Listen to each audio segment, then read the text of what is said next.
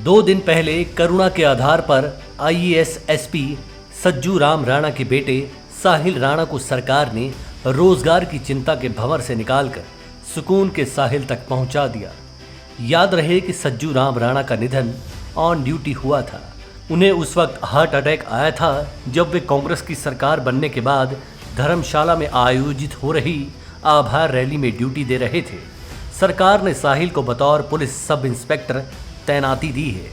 अच्छी बात थी, राहत देना कोई बुरा काम नहीं है, लेकिन करुणामूलक आधार पर दी गई इस नौकरी की वजह से प्रदेश में करुणामूलक आधार पर ही हजारों लोग अपने बच्चों के लिए नौकरी का इंतजार कर रहे हैं। करुणामूलक आधार पर दी गई इस जॉब को लोग विरोध भी नहीं कर रहे हैं, लेकिन ये जरूर कह रहे हैं कि करुणा के आधार पर भेदभाव क्यों।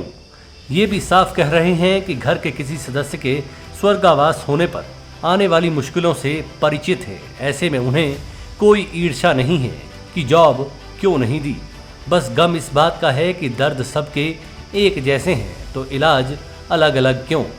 इस एक जॉब की वजह से सवाल भी अनेक खड़े हो गए हैं, क्योंकि करुणामूलक आधार पर ही बिजली बोर्ड में 550 केस लटके हुए हैं। जल शक्ति विभाग में 372 मामले लटके पड़े हैं। वन विभाग में 100, पीडब्ल्यूडी में 350 के लगभग, हेल्थ में करीबन 130 मामलों में लोग करुणामूलक आधार पर ही जॉब का इंतजार कर रहे हैं। ये लिस्ट यहीं खत्म नहीं होती। एजुकेशन विभाग में करीब 370, टूरिज्म कॉरपोरेशन में 80, एचपीएमसी में 50, हिमफेड में 30, एचआरटीसी में 200, कृषि विभाग में 80 तो टूरिज्म विभाग में करीब 150 मामले लंबित पड़े हुए हैं। हैरानगी की बात तो चौधरी श्रवण कुमार हिमाचल प्रदेश कृषि विश्वविद्यालय में सामने आती है। यहाँ पर करीब 83 केस पेंडिंग हैं और इनमें कुछ ऐसे एक मामले हैं जो बीते 40 सालों से लटके चले आ रहे हैं। ऐसी करुणा का क्या फ़ायदा जिसके इंतज़ार में आदमी का जीवन ही अंतिम पड़ाव की तरफ चला हो। यही वजह है कि अब मानवीय आधार पर किया गया काम भी बवाल की वजह बन गया है।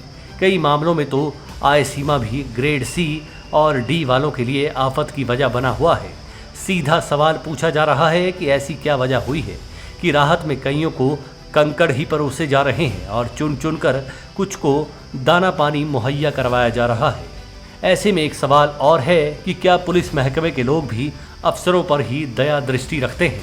बकाया अकाल मृत्यु या फिर अन्य वजहों से काल का ग्रास बने पुलिस कर्मियों के बच्चों के प्रति उनका कोई दायित्व नहीं बनता। जाहिर सी बात है कि धड़ाधड़ तरीके से करुणामूलक आधार पर नौकरी देने का केस तैयार किया गया होगा और राहत दे दी गई होगी। अगर ये भी मान लें तो कोई बुरी बात नहीं है। पुलिस विभाग के अफसरों की इस कवायद से भी बाकी महकमों के अफसरों को सबक लेना चाहिए कि वे तुरंत अपने विभाग में करुणामूलक आधार पर नौकरियों के केस फाइनल स्टेज तक पहुंचाएं और सरकार से इन लोगों को राहत की हरी झंडी पुलिस महकमे की तरह दिखाएं। आखिर इनके भी तो परिवार हैं, इनके बच्चे भी तो नौकरियों के इंतजार में बैठे हुए हैं। क्यों इनके लिए ऐसा कोई सिस्टम नहीं बनता जिससे इनको भी राहत मिल सके। Manish Kaul, black and white news.